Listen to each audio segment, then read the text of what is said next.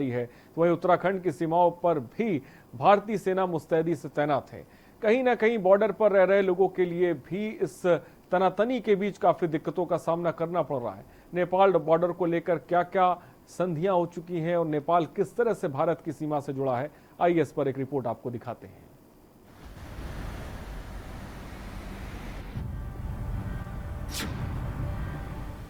चमोली जिले से सटे बॉर्डर के माड़ा गांव में जहां सेना की पैनी नजर है, तो वहीं पर चीन की शह पर आंख दिखाते नेपाल में भी सेना अलर्ट पर है। भारत और नेपाल की इस कहानी को समझना भी बेहद जरूरी है। ये उस समय की बात है जब टिहरी के राजा ने अंग्रेजों की मदद से गोरखों को गढ़वाल से भगाया था। 1814 से 15 में गोरखा और ब्रिटिश आर्मी के बीच लड़ाई हुई तो गोरखा हार गए। इसी वर्ष एक संधि का ड्राफ्ट तैयार किया गया, जिसे 1815 से 16 में लागू कर संगोली संधि का नाम दिया गया, जिसमें महाकाली नदी को सरहद के तौर पर सीमांकन किया गया। काली नदी के एक तरफ नेपाल है और दूसरी तरफ भारत। वहीं इस पूरे विवाद को लेकर कांग्रेस भी लगातार अपनी बयानबाजी रखे हुए है और इस पर सरकार से जवाब मांग रही है।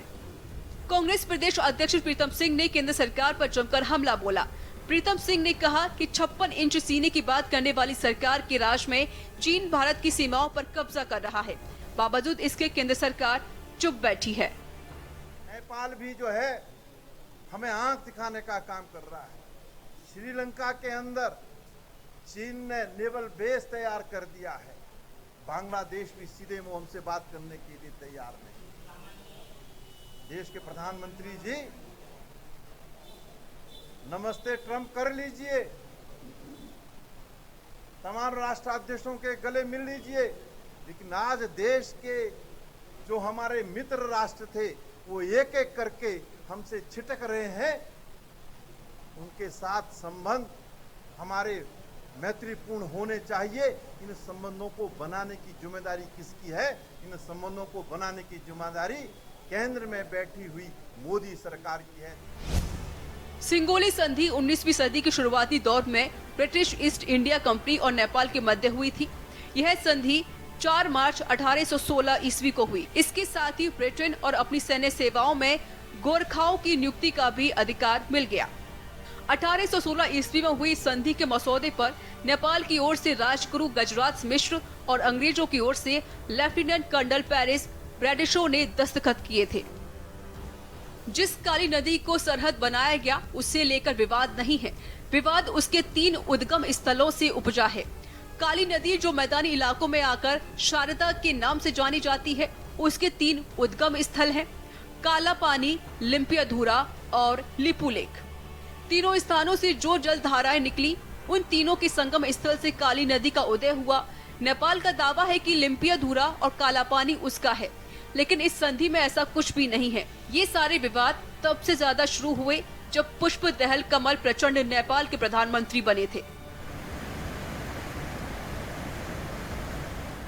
नेपाल सरकार जो है कि वो चाइना के दबाव में आकर हमसे थोड़ा मनमुटाव चल रहा उनका, और यहाँ की जो जनता थी नेपाल की वो भी बहुत परेशान है, क्योंकि जो भी थे यहाँ के पब्लिक, जितनी भी गरीब पब्लिक है, वो राशन पानी और लेबर, अपना जो भी व्यवसाय था उनका, अपना काम काज जो भी है वो जो कि इंडिया से करती थी, यहीं से करके जो अपना दिन गुजारा करके यहाँ काम करती थी और शाम को अपना जो कि राशन पानी लेकर नेपाल में जाके खाती थी।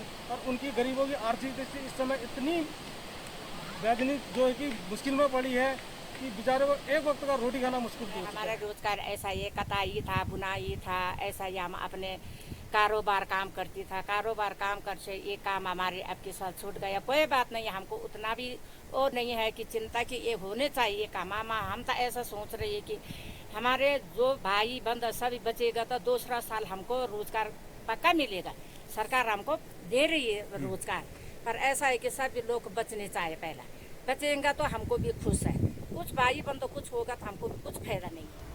हकीकत नेपाल भी जानता है। उत्तराखंड के पिथौरागढ़ और चंपावत, उत्तर प्रदेश के गोरखपुर और बहराइच जैसे जिलों के रास्तों से ही पूरे नेपाल के लिए राशन आपूर्ति होती है, जो कि चीन से नहीं हो सकती। इस बात को नेपाल की मधेशी और कांग्रेस पार्टी बेहतर तरीके से जानते हैं। गलवान में हुए भारत चीन सीमा हिंसक विवाद के बाद से ही उत्तराखंड के तमाम सीमावर्ती इलाकों में सेना ने अपनी निगाहें बनाई हुई है। वहीं चाहे वो चमोली से सटा माणा बॉर्डर हो और चाहे वो नेपाल से सटा धारचूला पर बॉर्डर हो, तो सभी बॉर्डर पर सेना की निगाह है। लेकिन चीन की शय पर नेपाल भारत को जिस तरीके से आंख दिखा रहा है, तो स्थानीय लोगों का यही मानना है कि भारत और नेपाल से रोटी और बेटी का रहा साथ कहीं यही ना छूट जाए। वीडियो जर्नलिस्ट लईक अहमद के साथ राजेश वर्मा, के न्यूज इंडिया, देहरादून। खबरों में इतना ही। बने रहिए हमारे